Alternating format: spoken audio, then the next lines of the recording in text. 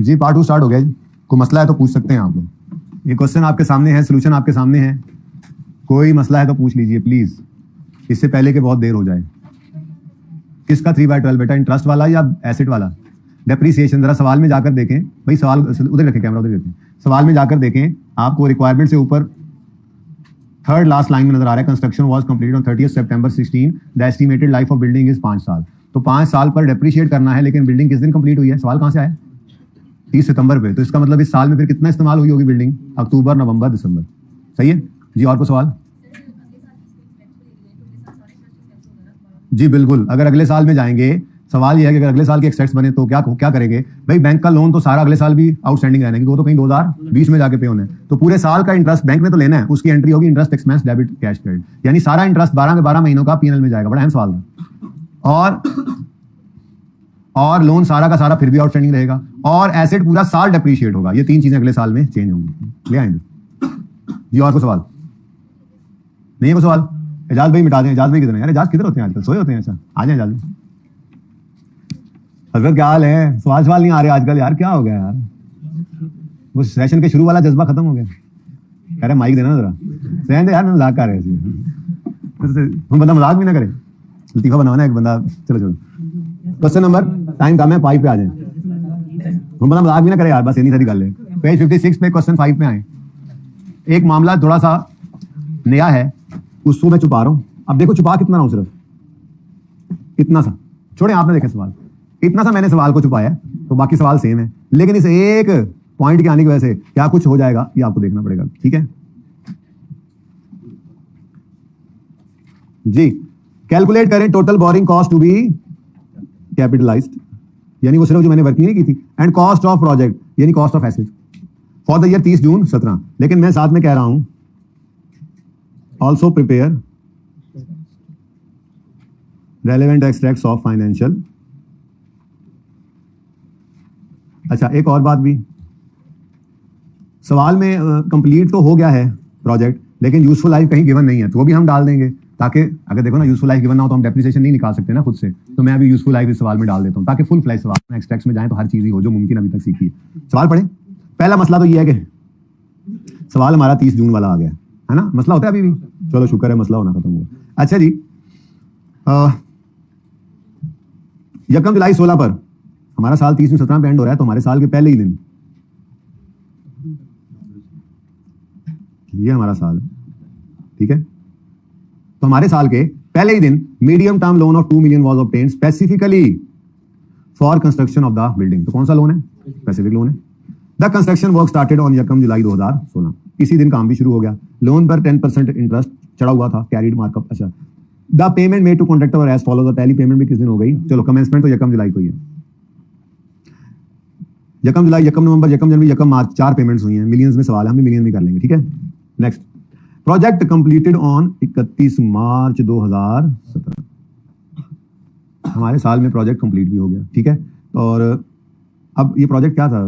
Building थी, तो building complete हो गई। अब आगे मैं एक ऐड कर रहा हूं सवाल के अंदर, useful life of building is, या सवाल में नहीं है अगर, तो आप उससे अनकंफर्टेबल हैं तो ये लिख लें कि assuming useful life of building is 7 साल करना।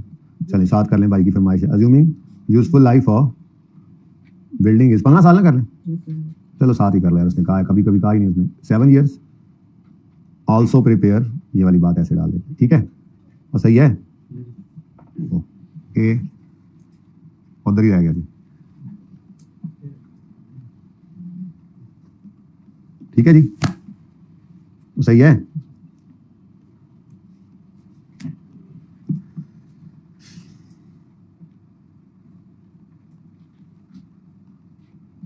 चलें अलग अलग ही रखें। अच्छा, असल सवाल को मैंने थोड़ा सा बदल दिया है, एक तो मैंने रिक्वायरमेंट बढ़ाई है और दूसरा लाइफ ऐड कर दिया ताकि आप डिप्रिसिएशन भी निकाल सकें। तो पर्चे में आपने ऐसे नहीं करना, पर्चे में तो जो सवाल कहेगा वही काम कर देना। ठीक है, तो ये ए रिक्वायरमेंट और ये बी रिक्वायरमेंट। Okay done. सवाल शुरू करें जी, सवाल शुरू करें। अच्छा, काम वैसे ही करना है, एक्सट्रैक्ट्स भी मिट गए, चलो कोई नहीं, दोबारा बना लेते हैं। रेलेवेंट एक्सट्रैक्ट्स बनाएंगे हम। बी रिक्वायरमेंट है, नाम क्या है बिजनेस का? ये क्वेश्चन नंबर कौन सा? 5 है। पेज नंबर कौन सा है? पेज 56 है जी। नाम कोई नहीं है, तो ABC company, company ABC, company x,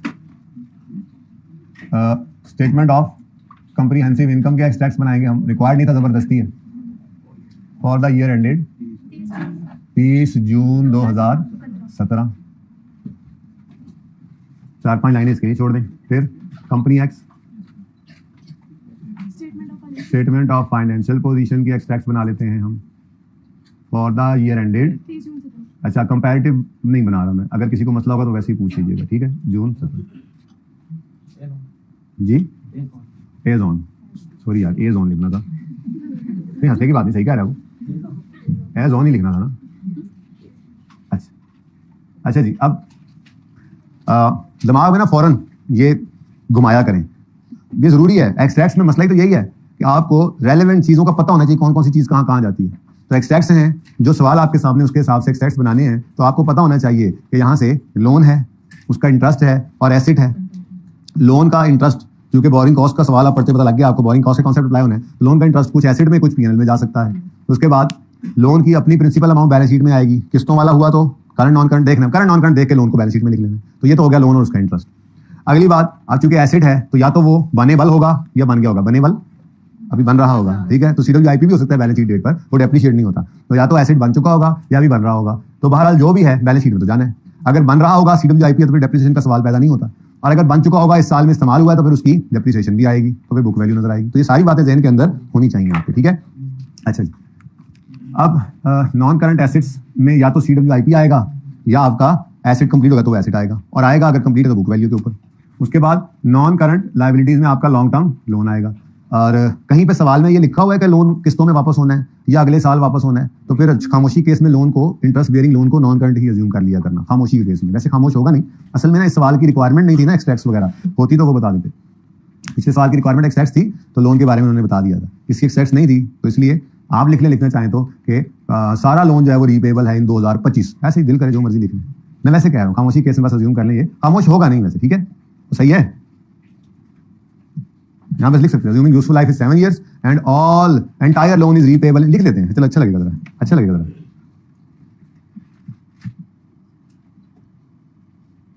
बल्कि इसको इधर रहने दें, assuming को नीचे, assumption ज्यादा होती जा रही है ना, assumption को नीचे लें जी। also prepare relevant extracts of financial statements assuming entire loan is repayable, entire loan is, ये सवाल में लिखा होता है इसलिए मैं लिख रहा हूं, repayable in 2021 and useful life is 7 years। ठीक है, कितना अच्छा लग रहा है सवाल। चलिए शुरू करें काम को। हाँ जी, अब मेरे सामने सिचुएशन आ चुकी है, मुझे ये एक्सट्रैक्ट चाहिए, इंशाल्लाह ये तो बना ही देंगे 30 जून 17 के, लेकिन अब वर्किंग शुरू करते हैं। तो सबसे कीमती वर्किंग हमारी क्या है, जो यहाँ पे सीखी है पहली बार, बोरिंग कॉस्ट, नई चीज जो है, ठीक है, कुल्लू जदीदुल लजीज जो है वो यहाँ पर है हमारे पास। तो वर्किंग 1 हम कर लिया करेंगे जी। Working number 1, boring cost to B, अब बोरिंग कॉस्ट बी कॉस्ट हो गया, चलें आप तो पूरा लिखेंगे पर वर्किंग में चलेगा। Borrowing cost to be capitalise, अब रुपीज इन मिलियन करूंगा मैं सवाल, मुझे डेटा मिलियन में गिवन है, मैं उसी में ही करूंगा, मुझे क्या जरूरत है मैं 1000 में आऊँ या रुपीज में आऊँ, रुपीज इन मिलियन। अच्छा है, मिलियन वाले सिफर लिखने लग गए तो फिर यही करते रहेंगे पूरा पर्चे के अंदर, और तो कुछ सवाल नहीं करेंगे, तो खाम खा में क्यों ऐसे टेंशन बढ़ाएं। अच्छा जी, अब boring cost to be capitalise, कोई बच्चा पीछे सफा नहीं पलटेगा, डायरेक्ट कोशिश करके दिमाग में लाएं जो अभी भी थोड़ी देर पहले बनाया था। Borrowing cost to be capitalise के अंदर 3 चीजें मैंने कहा आएंगी, loan processing charges, interest expense on specific loan और इंटरेस्ट एक्सपेंस ऑन जनरल। हाँ, इंटरेस्ट एक्सपेंस स्पेसिफिक लोन का जो उसके अंदर एक छोटी सी नई चीज है जो अभी मैं ऐड करने लगा हूँ इस सवाल में, ठीक है। तो फटाफट पहले वो काम तो कर लेंगे जो आता है हमें, लोन प्रोसेसिंग चार्जेस आएंगे, नहीं है बिल भी लिख लो फिलहाल। Next is interest expense on specific loans, इसमें आपने 5-6 लाइनें खाली छोड़ देनी है आज इस वक्त में, ठीक है। और तीसरी चीज आएगी interest expense on general loans, ये तो पढ़ा ही नहीं अभी, सवाल में नजर भी नहीं आया, कोई नजर आया, लेकिन फॉर्मेट में आ चुका है, interest expense on general loans, ठीक है जी। चल, ये आपकी वर्किंग पूरी हो गई। अच्छा, एसिड की कॉस्ट के अंदर क्या कुछ आना है, ये वर्किंग 2 में हम कर लेंगे। कॉस्ट ऑफ बिल्डिंग के अंदर कौन कौन से आइटम्स आ सकते हैं पॉसिबली, ये भी लिख लेते हैं ताकि जब आए तो पहले से पता हो जी। कंस्ट्रक्शन कॉस्ट आती हैं, मटीरियल लेबर ओवरहेड्स वगैरह। उसके बाद मैप फी, परमिट फी, कंसल्टेंट फी, कंसल्टेंट फी की जगह आगे लिख लो कंसल्टेंट फी, या कोई भी डायरेक्टली एट्रीब्यूटेबल कॉस्ट हो सकती है, जैसे भाई ने कहा था कोई ट्रांसफर की फी आ जाए या कोई गवर्नमेंट का कोई और टैक्स आ जाए, ठीक है, कंसल्टेंट फी वगैरह। बहरहाल ये वो खर्चे हैं जो IAS 16 ने हमें कहे थे कि एसेट की कॉस्ट में कैपिटलाइज करते हैं। पिछले सवाल में मैंने यहाँ पे लिखना था यार, अगले वाले बोरिंग कॉस्ट के लिए। चले खैर, ये कॉस्ट किसने एसेट में ऐड करवाई थी? IAS 16 ने खुद। और जो अगली कॉस्ट आपने थोड़ी देर पहले ऐड की है वो किसने कही है? बोरिंग कॉस्ट जो कैपिटलाइज हो गई। ये लिखने की जरूरत नहीं है, बल्कि सिर्फ लिखा करें बोरिंग कॉस्ट, ज्यादा अच्छा है। Borrowing cost to be capitalise वहां निकल आई ना, तो यहाँ पे कैपिटलाइज हो गई। ये किसने आपको कहा है कि ऐड किया करें? ये IAS 23। तो ये जनाब आपका सवाल तैयार हो चुका है, गर्मा गर्म सवाल तैयार। ठीक है, आप सवाल को पढ़ लेते हैं, चीजें लिख लेते हैं, मसला तो कोई नहीं। जी बच्चों, 5 लाइनें छोड़ दी ना आपने इसके नीचे, चलो काम हो जाएगा। अच्छा जी, अब 1 जुलाई पे जब भी ये सवाल आए, अभी आपने फिलहाल बिल्कुल भी कोई शॉर्टकट नहीं लगाना, आपने लाजमी हर बार ये चीजें लिखनी है। कौन कौन सी बोला? कमेंसमेंट, पूरी बात बोलनी पूरी बात है, लेकिन लिख फिलहाल इतना ही रहे। Commencement of capitalisation of borrowing cost, इसका रूल क्या है? Letter of number 1 loan received, work started, first construction payment, first construction payment लिखें प्लीज। और सीजेशन किस दिन कर देनी है आपने? वर्क कंप्लीशन पर। ठीक है जी। अब ये सवाल में से डेट्स अभी लिखते रहे इसी तरह से, फिर एक वक्त आएगा मैं कहूंगा चलो आसान हो तो डायरेक्ट लिख लिया करो। अभी नहीं, अभी तो याद करना, ये स्टैंडर्ड की गाइडेंस है ना, तो स्टैंडर्ड को याद कर रहे हैं एक तरह से, आप पढ़ेंगे तो बाद में जाके। अब लोन किस दिन आया जी? 1 जुलाई पे 2016 पे। वर्क स्टार्ट हुआ है, शुरू वाले सवाल है ना। फर्स्ट कंस्ट्रक्शन पेमेंट है, वर्क कंप्लीट हो गया। ओह, ये तुम्हारे साल से आगे चला गया जी? नहीं, हमारा साल इस दफा इस तरह का है। ठीक है, तो ये जनाब आपकी कमेंसमेंट तो आ गई 1 जुलाई, सेम ही आ रहा है, बस ये डेट है आपकी कमेंसमेंट। अब कमेंसमेंट 1 जुलाई को करके 31 मार्च पे सीजेशन करें तो कितने मंथ्स बनते हैं? अगेन 9 मंथ्स बने। ठीक है, तो काम जो है वो 9 महीने तक जारी रहा, फिर बिल्डिंग कंप्लीट हो गई, तो 9 मंथ्स का अरसा जो है उसमें आपने इंटरेस्ट को एसेट की कॉस्ट में ऐड कर देना है। ठीक है, तो ये interest expense on specific loan है जी, 2 मिलियन का लोन है, इंटरेस्ट रेट और कितने मंथ्स? 9/12। लेकिन इसको अभी इधर प्लीज इधर नहीं लिखना, किसी वजह से कह रहा हूं, अभी जरा इनर कॉलम में लिखें 1 मिनट के लिए जी। कितना? 0.15।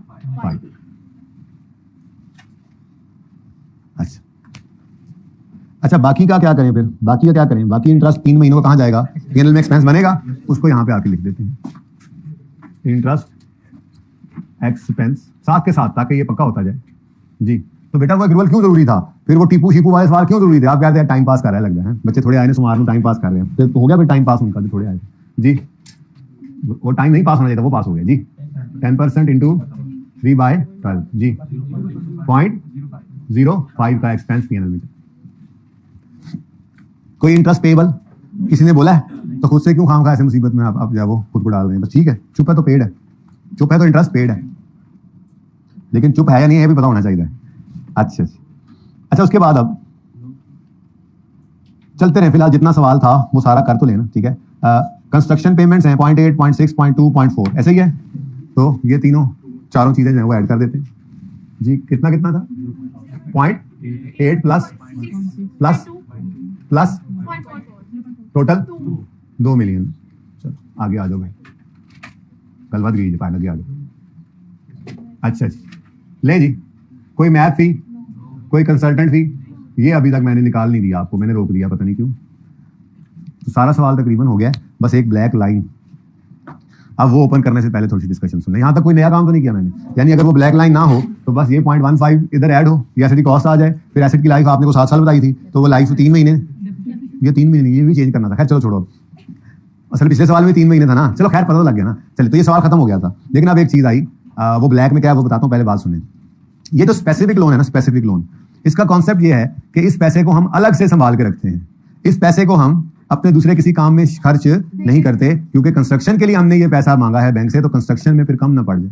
अब ये पैसे अलग से रखे होते हैं, तो किसी ने मशवरा दिया कि यार देखो, ये कंस्ट्रक्शन तो कोई साल, 1.5 साल, 2 साल चलती रहती है, जैसे हमारे सवाल में 9 महीने चलती रही है, तो सारे पैसे तो इकट्ठे इस्तेमाल नहीं हो रहे।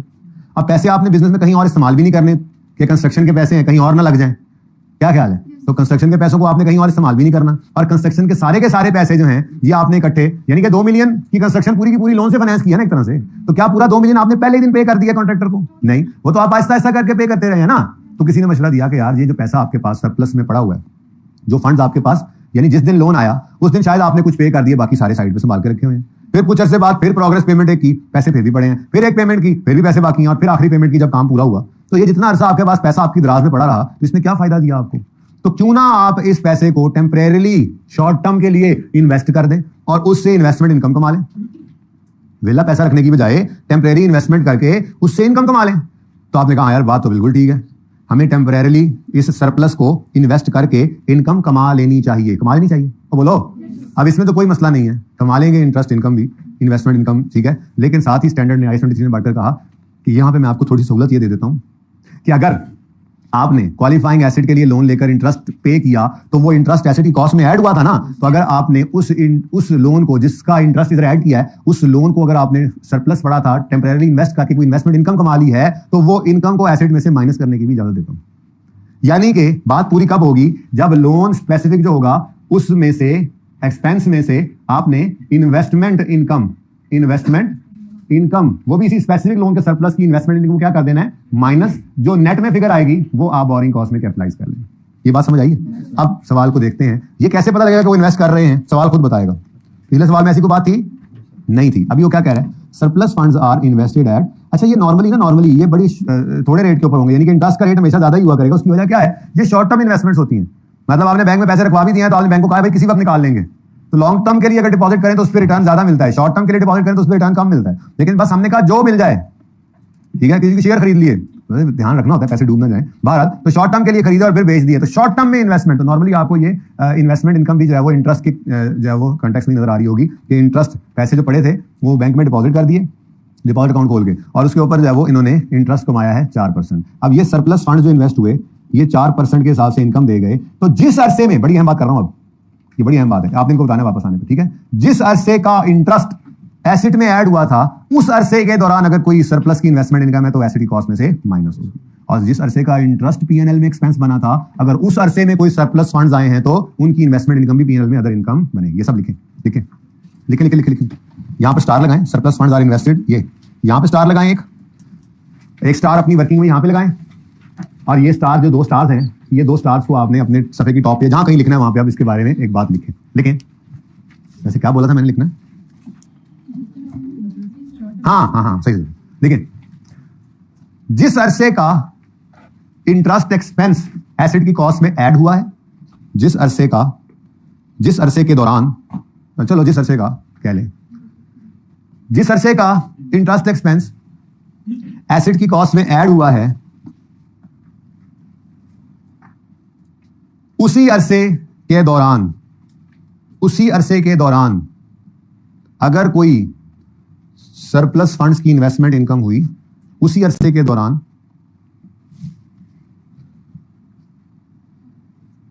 क्या लिखवाया था? उसी अरसे के दौरान अगर कोई सरप्लस फंड्स की इन्वेस्टमेंट हुई तो वो एसिड की कॉस्ट में से माइनस होगी, एसिड की कॉस्ट में से माइनस होगी। मैं दोबारा बोलूंगा, पहले मैंने तो पूरा लिखवा लेंगे। मैंने लिखवाया जिस अरसे का इंटरेस्ट एक्सपेंस एसिड की कॉस्ट में ऐड हुआ है उसी अरसे के दौरान अगर कोई सरप्लस फंड्स की इन्वेस्टमेंट इनकम हुई तो वो एसिड की कॉस्ट में से माइनस होगी। ठीक है, जल्दी आप ये लिखे जुमला। जी बेटा, क्या इन्वेस्ट, क्या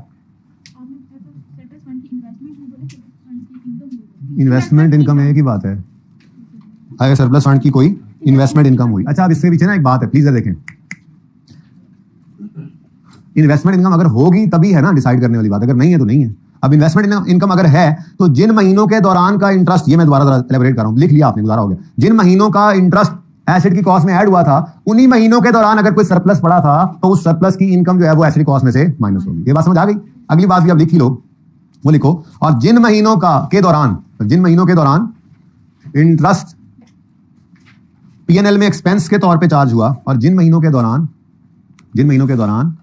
इंटरेस्ट पीएनएल में एक्सपेंस बना, और जिन महीनों के दौरान इंटरेस्ट पीएनएल में एक्सपेंस बना, उन महीनों के दौरान, अगली लाइन उसने लिखनी है वैसे, उन महीनों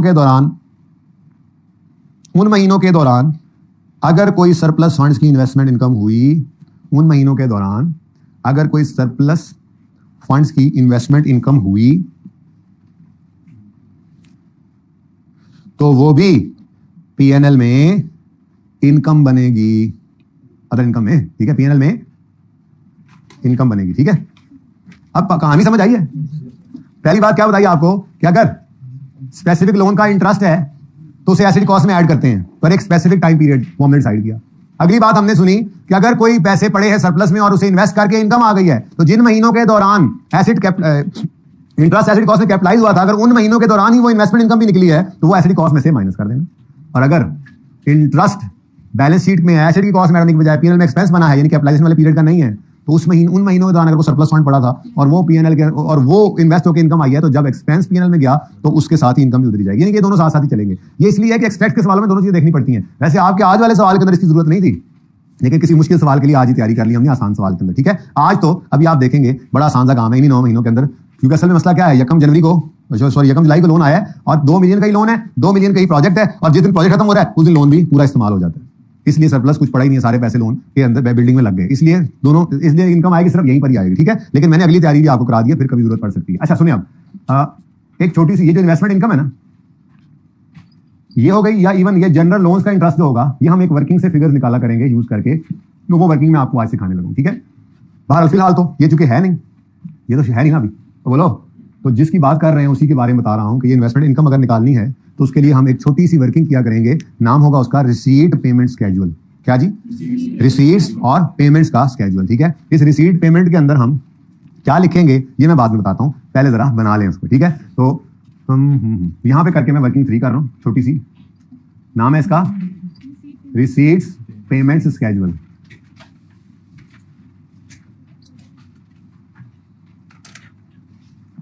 डेट वाइज रिसीट पेमेंट लिखनी है हमने। अच्छा, जैसे दिल कर रहा है कि बता दूं, पहला दिन ही बेशक बता दूं इसमें कौन कौन सी रिसीट्स पेमेंट्स आएंगी, जरा लिख लें तो अच्छा होता है। इसके अंदर स्पेसिफिक लोन की रिसीट्स भी आएंगी, और अगर कोई स्पेसिफिक लोन आया है, पेमेंट्स मतलब रीपेमेंट्स ही होती है ना, लोन की तो रीपेमेंट ही होती है, ठीक है। अगर कोई स्पेसिफिक लोन आया है तो उसका आना और उसका रीपे होना ये इसमें नजर आएगा। स्पेसिफिक लोन का, बल्कि साथ ही लिख दूं तीसरी चीज भी, स्पेसिफिक लोन का आना और उसकी प्रिंसिपल अमाउंट की रीपेमेंट और इंटरेस्ट पेड, यानी स्पेसिफिक लोन का इंटरेस्ट अगर पे होगा तो ये चीजें आएंगी इसमें। क्या क्या मैंने बोला जी, रिसीट पेमेंट में क्या आएगा? स्पेसिफिक लोन का आना, उसका वापस होना और इंटरेस्ट का पे होना, ये नजर आएगा। एक दो चीजें और ऐड करेंगे आने वाले दिनों, फिलहाल जो 2 चीजें सामने हो, बस शुरू में पता लग जाए। और दूसरा जी कंस्ट्रक्शन पेमेंट्स आएंगी। क्या आएंगी जी? Construction payments. बस फिलहाल ये 2 चीजें ही हैं जो इस रिसीट पेमेंट शेड्यूल में आएंगी। ओके, सही है।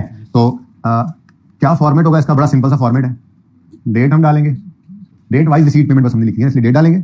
उसके बाद क्या चीज है ये बताएंगे, पेमेंट या रिसीट है, क्या है, डिस्क्रिप्शन डाल देंगे थोड़ी सी।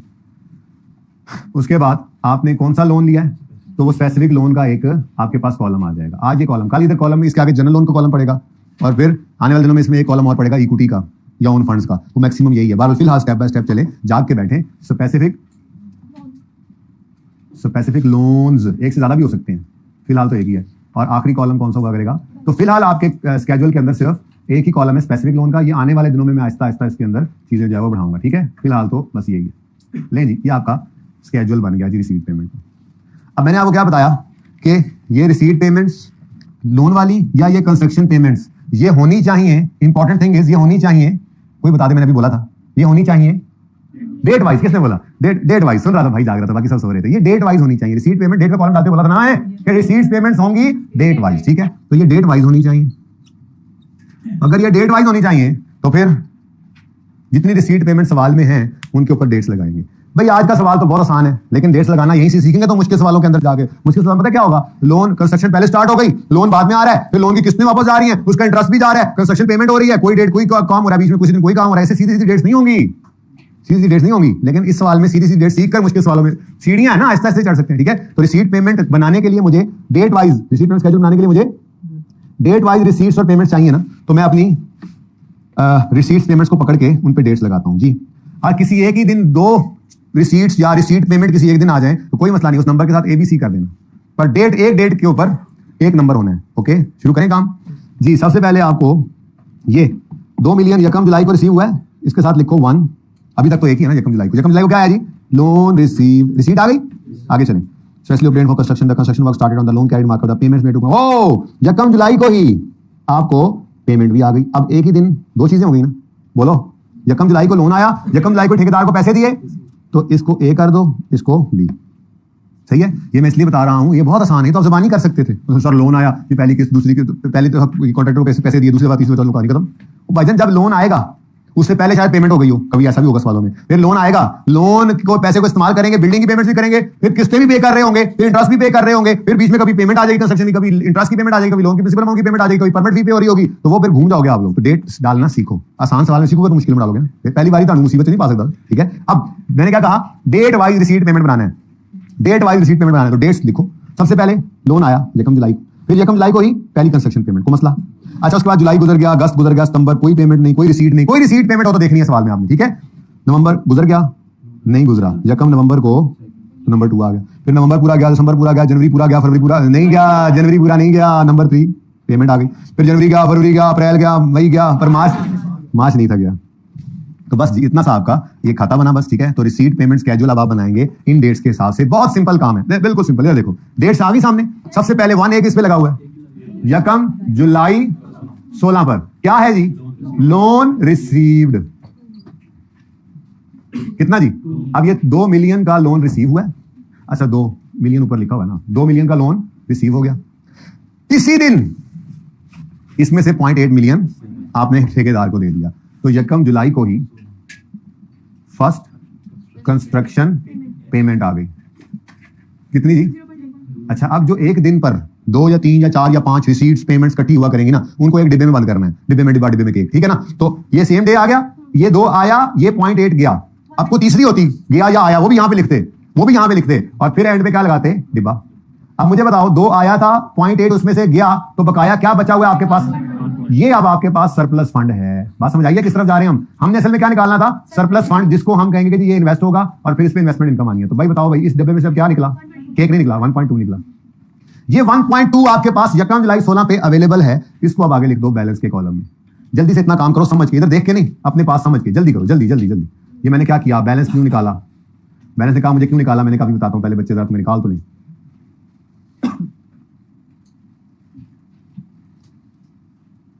जी सही है।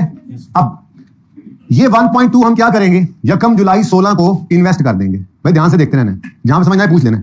ये ना एंड पे जाके पूछे सर समझ नहीं आया, सारा नहीं समझ आया, सारे नहीं, बीच में जो समझ नहीं आया वही भी पूछना। अच्छा जी, यकम जुलाई 16 को 2 मिलियन लोन आया था, वो कहते हैं सरप्लस फंड्स हम इन्वेस्ट करते हैं, पर यकम जुलाई को उसमें से 8 लाख तो ठेकेदार ले गए, हमारे पास क्या बचा है? 12 लाख, 1.2 मिलियन बचा ना। अब ये 1.2 मिलियन इन्वेस्ट करेंगे हम यकम जुलाई 16 को। ठीक है, क्या सारा साल इन्वेस्टेड रहेगा? अगली बात समझ आ रही है अब आपको? क्या यकम नवंबर को ये चेंज होना है। ठीक है, तो ये देखो मैं स्टेप बाय स्टेप चल रहा हूं। यकम नवंबर को कुछ चेंज आ जानी है इस बैलेंस में, ऐसे ही है। तो इसलिए इससे आगे ना जाओ, पहले इसका खाता यहां पे गोल करो। 1.2 मिलियन जो बैलेंस में नजर आ रहा है, ये हमने किस दिन इन्वेस्ट किया? पूरा जुलाई, पूरा अगस्त, पूरा सितंबर, पूरा अक्टूबर, 4 महीने तक ये इन्वेस्टेड रहा। इन्वेस्टमेंट का रेट सवाल में गिवन है 4% पर एनम, तो फिर उसको 4/12 कर देंगे। अब ये कहां पे फिगर देखो, ये ऐसे निकलेगा, ये ठीक है। इधर देखो इन्वेस्टमेंट इनकम निकल रही है, इधर देखना जरा कितना बैलेंस है? 1.2 मिलियन। ये इन्वेस्ट कर दिया आपने किस दिन? यकम जुलाई 16 पे। कितने परसेंट मिला इस पर? 4% मिला। और कितने महीने तक मिलता रहा? यकम जुलाई से शुरू करो, पूरा जुलाई, पूरा अगस्त, पूरा सितंबर, पूरा अक्टूबर, पूरा नवंबर, ना पूरा नवंबर नहीं, यकम नवंबर को बैलेंस बदल रहा है। ठीक है, तो 4/12 जी नहीं, आंसर एंड पे निकालेंगे। पागल है, बार बार आंसर निकालें, एक ही बार कैलकुलेटर पे सीधा यहां पे लिखेंगे, वो कहानी खत्म। ठीक है, अच्छा अगली बात, मुझे ये बताएं, वैसे बाय द वे एक बात ज़हन में आई थी, चलो निकल गई, खैर क्या हो सकता है। हाँ, मैं ये कह रहा था कि इस व्यक्ति के कई तरीके हो सकते हैं। ठीक है ना, कई तरीके हो सकते हैं, आंसर सेम होना चाहिए, लेकिन हम क्लास में तो एक ही तरीका रखेंगे ना, वो यही है, एंड तक यही रखेंगे। अच्छा जी, अब यकम नंबर 16 को क्या हुआ? ठेकेदार मेरा आया, कट खुला, कौन है जी? वो ठेकेदार मुझे में क्या करना है भाई, क्या चाहिए? वो 6 लाख रुपया मजीद दे दें जी काम। अब हमने वो इन्वेस्ट किया हुआ है बैंक में आर्जी तौर पे, तो हमने कहा चलो आओ, बैंक में उसको ले गए और वहां से चेक लिख के 6 लाख निकाल के उसके हवाले कर दिया। अब बैंक में वो बैलेंस 12 लाख नहीं रहा जहां इन्वेस्ट किया हुआ था, वहां पे कितना रह गया? क्यों? क्योंकि यकम नवंबर को आपने सेकंड कंस्ट्रक्शन पेमेंट कर दी। कितना? अब ये देखो 0.6 स्पेसिफिक लोन से पे किया है। अब ये चलेगा इस तरह से, 1.2 पड़ा था, देखो देखो सारे देखो, लिखना बाद में, आप पहले लिखोगे फिर मैं आगे चलूंगा। 1.2 पड़ा था, 0.6 निकल गया तो 0.6 बच गया। ठीक है, इसलिए तो ये 12 लाख को मैंने सिर्फ यकम नवंबर तक इन्वेस्टमेंट के लिए यूज किया। अब यकम नवंबर को जब ठेकेदार चला जाएगा तो बैंक में कितना पड़ा रह गया? अब ये क्या साल पूरा ऐसे ही रहा? अगली बात समझ आ गई आपको? पक्का हो रहा है आहिस्ता आहिस्ता। ठीक है, अगली चेंज कब आ रही है? इसका मतलब ये हुआ कि यकम जनवरी तक तो इसमें कोई चेंज नहीं ना आना। ठीक है, तो यकम जनवरी में पहले लिख लेता हूं। ये तो अब तरतीब ऐसे सीधा लिख लिया करेंगे, अब जब तेजी आ जाएगी ना। फिलहाल जरा स्लो स्लो चल रहे हैं। अब ये 0.6 मिलियन जो है बैंक में जो पड़ा है जी, अच्छा, ये यकम नवंबर को आपने फिर बैंक में छोड़ दिया। ये पूरा नवंबर, पूरा दिसंबर, अच्छा बस सिर्फ 2 महीने ये रहा, फिर चेंज हो रहा है। ठीक है, तो इधर आ जाओ, कितना जी? 0.6 मिलियन इंटू 4% इंटू पूरा नवंबर पूरा दिसंबर, और फिर इधर कुछ गड़बड़ हो गई। ठीक है, क्या गड़बड़ हुई? यकम जनवरी को फिर कौन? ठेकेदार। क्या चाहिए? 2 लाख रुपए और चाहिए। आ जाओ, चलो चले, ले गए उसको। और थर्ड कॉस्ट पेम कर दी हमने 0.2 लाख। अब ये देखो स्पेसिफिक लोन से पे किया, पड़ा उसमें कितना था? 0.6 में से 0.2 चला गया, 0.4 अभी भी बच गया। ठीक है, अब ये 0.4 बैंक में छोड़ के ठेकेदार और हम निकल आए। अब ये यकम जनवरी को बैंक में कितना पड़ा है? 2 लाख। क्या एंड तक पड़ा रहा? सारा साल पड़ा रहा? नहीं नहीं नहीं, यकम मार्च को कुछ हो रहा है। 0.6 में से 0.4 जाए तो 0.2 ही आता है। अच्छा 0.2 जाएगा तो 0.4, कोई बात नहीं, कोई बात नहीं, 0.2 और बच गया 0.4। ठीक है, हम राजी हो? अब ये 0.4 यकम जनवरी को बैंक में छोड़ के आए थे और यकम मार्च तक ये फिर वहीं पर पड़ा रहा। तो कुछ बच्चे ऐसा करते हैं, वो डिफरेंट तरीके से भी ये कैलकुलेशन हो सकती है, जैसे मर्जी करें, बट ये मुझे सबसे आसान लगता है, हम तो ऐसे ही करेंगे। ठीक है, ले जी, यकम मार्च को फिर कुछ हो रहा है। ठीक है, तो ये देखो, ये जैसे नवंबर दिसंबर हुआ था, ऐसे ही ये जनवरी वाला यकम जनवरी को बैंक में छोड़ के आए थे, पूरा जनवरी पूरा फरवरी रहा, मार्च में फिर चेंज हो रहा है। इसका मतलब ये 0.4 कितना सा इन्वेस्टेड रहा? 4% इंटू 2/12 जी। अब यकम मार्च को 4th कंस्ट्रक्शन पेमेंट आ गई, कितनी है? 0.4 पे हो गया, 0.4 ही पड़ा था, 0 हो गया, इसीलिए इससे आ गया अब इन्वेस्टमेंट। अच्छा, अब मजे की बात देखो, मैं सारा ये इधर लेके आया हूं, क्यों? ये कौन कौन से मंथ्स हैं? कोई मुझे बताए, ये कौन कौन से मंथ्स हैं? ये कौन कौन से मंथ्स हैं, मुझे कोई बताए। ये वाले, ये जुलाई से मार्च, 9 महीने। ये कौन कौन से मंथ्स हैं? ना ना ना, ये जुलाई, अगस्त, सितंबर, अक्टूबर, ये नवंबर से दिसंबर, ये जनवरी से, आप देखो जुलाई से मार्च है, और जुलाई से मार्च ही हो गया ना, उन्हीं महीनों के दरमियान है। अगर इससे आगे की इनकम होती तो कहां चली जाती? पीएनएल में। इससे आगे का एक्सपेंस तो गया है ना पीएनएल में, लेकिन इनकम तो निकली नहीं इसके बाद की, इसलिए आगे जाने की जरूरत नहीं पड़ी। खैर चलें, छोड़ें, आहिस्ता आहिस्ता सारी बातें समझ आती हैं। अच्छा, आप कैलकुलेटर साहब को पकड़े और मेहरबानी करके एक ही दफा आंसर निकालना है। आप ये यूं करना है, करके देखें सब बच्चे करके देखें। ये 1.2 into 0.04 into 4/12 plus 0.6 into 0.04 into 2/12 plus 0.4 into 0.04 into 2/12 is equal to, ये एक ही बार कैलकुलेटर आंसर देगा। उसको पता है कहां पे ब्रैकेट है, कहां पे क्या, कहां पे नहीं है। ठीक है, बोलो 0.023, तो 2 ही कर लो ना, वो काफी है। सही है, एक ही बार आंसर सबका निकला है। अब 0.15 में से 0.03 माइनस करें तो 0.13 आ गया, और ये 0.13 हमारी बोरिंग कॉस्ट है जो हम कैपिटलाइज करेंगे। तो नई चीज क्या आ गई? Investment income. लेकिन ये सिर्फ स्पेसिफिक लोन पे कॉन्सेप्ट लगता है, ये बाकी किसी भी नहीं लगता, पर हमने पढ़ाई क्योंकि अभी तक सिर्फ स्पेसिफिक लोन है, इसलिए फिलहाल आप सीखें इसको बस। हाँ जी, समझ आती है बात की? कोई मसला तो नहीं है? तो 0.13 वर्किंग नंबर, बल्कि वर्किंग तो नहीं थी, ये बोरिंग कॉस्ट, उसने ए रिक्वायरमेंट नहीं कहा था। सॉरी बच्चों, बोरिंग कॉस्ट भी कैपिटलाइज निकालो, ये लें। उसके बाद ये ए रिक्वायरमेंट से फिगर निकली, और हमने जबरदस्ती वाली जो बी रिक्वायरमेंट बनाई थी उसमें हम ले आए, 2.13 कॉस्ट आ गई। नॉन करंट एसेट्स में क्या है? बिल्डिंग है, तो बिल्डिंग आ गई कितनी जी? 2.13। कौन सी वर्किंग से आई है? ये वर्किंग 2 से, इसमें से माइनस करना है हमने डेप्रिसिएशन को, यहां निकाल, आगे तो आसान है ना काम। ये देखो जी, 2.13 डिवाइडेड बाय कितनी लाइफ बताई थी आपने, और किस दिन ये बिल्डिंग तैयार हुई है? 31 मार्च को, तो अप्रैल, मई और जून, 3 महीने साल में इस्तेमाल हुई। 3/12 जी। 0.08 एक्सपेंस डेबिट और अक्यूमुलेटेड डेप्रिसिएशन क्रेडिट। आंसर बताओ। 2. और नॉन करंट लायबिलिटीज में लॉन्ग टर्म लोन दिखा दो, कितना था? 2 मिलियन का था। कोई किस्त कोई नहीं बताई उसने, तो सब नॉन करंट अज्यूम करो। बल्कि क्या मैंने लिखा, अज्यूम क्यों कर, मैंने लिखा हुआ है कि सवाल के लोन सारा का सारा 2021 में पे होगा, तो फिर 17 में खड़े होकर तो ये नॉन करंट ही है ना, और कोई इंटरेस्ट पेएबल नहीं। कोई मसला इसमें है तो बताओ, समझ आती है? चलो, अब होमवर्क के अंदर ये दोनों क्वेश्चन दोबारा, क्वेश्चन नंबर जल्दी से करने होंगे ना आपने। क्वेश्चन 1 और 5 जल्दी से दोबारा करेंगे, उसके बाद क्वेश्चन नंबर 4 है आपका होमवर्क। इसी पेज पे ऊपर क्वेश्चन 4 आ रहा है, पहले होमवर्क लिख लो फिर नोट करते रहना। क्वेश्चन 4 आपका इसी पेज नंबर 56 पे क्वेश्चन नंबर 4 आपका होमवर्क हो गया। कॉन्सेप्ट बिल्डिंग क्वेश्चंस में आओ। क्वेश्चन नंबर 1 आपका होमवर्क है पेज नंबर 62 पर। इसमें ये असल में क्वेश्चन 1 जैसा क्वेश्चन है, यानी इसमें इन्वेस्टमेंट इनकम नहीं है। Page 62 question 1 like basic practice question 1 without interest income investment income rate नहीं गिवन। क्या गिवन है? नहीं गिवन। अच्छा, क्वेश्चन नंबर 2 है, ये भी आपका होमवर्क है। और ये क्वेश्चन नंबर 2 जो है ये आपका है क्वेश्चन बेसिक क्वेश्चन 4 5 की तरह से। इसमें इन्वेस्टमेंट इनकम भी आ रही है जी। 3 में बाद में बताता हूं, लेकिन इनमें से एक सवाल के अंदर थोड़ा सा मसला है। लोन रकम जनवरी पे आ रहा है, पेमेंट रकम फरवरी को हो रही है। जरा ध्यान से अपने रूल्स के ऊपर रहना, किसी एक सवाल में है थोड़ा सा मसला, पर कर लेंगे आप इंशाल्लाह। क्वेश्चन 3 भी हो सकता है। बस कहानी खत्म हो गई, आगे तो कुछ है ही नहीं, वरना दे देता वो भी। अच्छा आप सुनो जरा, रिक्वायरमेंट है कैलकुलेट बोरिंग कॉस्ट भी apply also prepare for except for the assuming. अच्छा शुक्र है, ये मैंने डाल दिया। ये मैंने देखो ना खुद सवाल बाद में बढ़ाए हुए हैं। कैलकुलेट बोरिंग कॉस्ट इस तरह से बेहतरीन हो गया, सब कुछ ही है।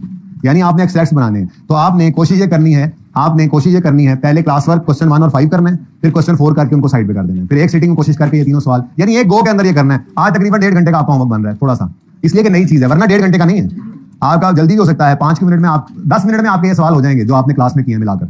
नए सवाल जो है वो फ्री सवाल 15 मिनट भी लगाएं तो 4 सवाल है, 1 घंटा बनता है। तो कोशिश करिएगा इसको 1 घंटे 15-20 मिनट में कर लें, ज्यादा टाइम नहीं लगाना, टाइम वेस्टेज होगी, कुछ और करें उस टाइम में। ओके जी भाई, 1 मिनट सवाल है। हाँ भाई, अगर कह रहे हैं ये एसेट अगर 30 जून पे कंप्लीट होता तो फिर डेप्रिसिएशन कोई ना आती, पूरा 2.13 पे बिल्डिंग नजर आ रही होती। और अगर ये कंप्लीट ना होता तो जितनी कॉस्ट लग चुकी होती है वो कैपिटल वर्क इन प्रोग्रेस कह कर इधर डाल देते। किसका बैलेंस? सरप्लस का बैलेंस। अच्छा हाँ, तो अगर बच जाता, ये पड़ा होता तो वही तो बताया, वो आपके अंदर इनकम के अंदर आती है, इंटरेस्ट इनकम। कैपिटलाइजेशन रुक गई अगर, तो ये अब अलग अलग सवाल थे। उनका सवाल है एसेट नहीं कंप्लीट हुआ, तो उस केस में तो फिर इन्वेस्टमेंट जब तक बड़ी होगी तब तक एसेट में जाती रहेगी। लेकिन आप इस सवाल से हटके बात कर रहे हैं ना, एसेट 31 मार्च पे कंप्लीट हो गया लेकिन बैलेंस पड़ा है, तो फिर वो इन्वेस्टमेंट इनकम में जाएगा। ठीक है यार, थोड़ा सा काम करना है आज, 5-7 मिनट एक्स्ट्रा पढ़ाना है, तो कुछ रुक जाओगे जी। सर लाइफ नहीं दी हुई तो लिख लें मेरी तरफ से, यूजफुल लाइफ क्वेश्चन 4 में अज्यूम करें 10 साल है, तो फिर बेटा जो मर्जी करना, मुझे क्या पता। सेम नहीं हो सकता, सेम पॉसिबल ही नहीं है। लॉन्ग टर्म लोन लेते हैं आप और इन्वेस्टमेंट शॉर्ट टर्म के लिए होती है। हो जाए तो बस फिर ठीक है, दोनों लिख देना, नंबर तो होंगे ना अलग अलग। होगा नहीं, वैसे मैंने जिंदगी में अपनी में कभी नहीं देखा। लेट्स से हो जाए तो आप दोनों लिखना, आपको क्या मसला, हो सकता है पीरियड्स का फर्क आ जाए जी। प्रोजेक्ट वाज कंप्लीट ऑन 30 सितंबर, और ये क्या था जी, लिखा भी नहीं offer construction of qualifying acid. तो यूजफुल लाइफ ऑफ एसिड लिखो यहाँ पे, 4थे सवाल में useful life of project acid is 10 साल का ही ना मैंने। चलो वैसे यहाँ पे बोरिंग कॉस्ट भी चलो रहने दो इसको, बस स्पेसिफिक क्वेश्चन के हिसाब से करो, बल्कि लिख लो, खैर है, फिर एक्सट्रैक्ट भी बना लेना। ठीक है इसका सोल्यूशन है, देखो जरा, बेसिक प्रैक्टिस क्वेश्चन 4 का सोल्यूशन है। ठीक है, फिर इसकी लाइव रहने दो, ये वहीं से ही देख लेना। ठीक है, तो इसमें देखो ना, ये भी तो ध्यान में होना चाहिए ना। तो वो कह रहा है बोरिंग कॉस्ट निकालो, तो मुझे क्या एसिड की लाइफ की जरूरत है बोरिंग कॉस्ट निकालने के लिए? नहीं जरूरत, नहीं, मैं वैसे कह रहा हूँ। अच्छा हो गया, चलो ये ऐसे भी एक सवाल हो जाए। तो पहला और 5 मैंने बदल दिया था ना, जो है वही करना है। चौथा आपने बिल्कुल यहाँ जो लिखा वो करना है, और 1 2 3 वो कॉन्सेप्ट बिल्डिंग वाले हैं वो मैंने ऑलरेडी बदले हुए हैं, उनमें लाइव भी दे दिया और एक्सट्रैक्ट्स भी हैं, वो काफी प्रैक्टिस है। ओके, सिर्फ इतना सा भी आ सकता है सवाल में। आ जाए जी, जाएं जी, छुट्टी करें, अल्लाह हाफिज़।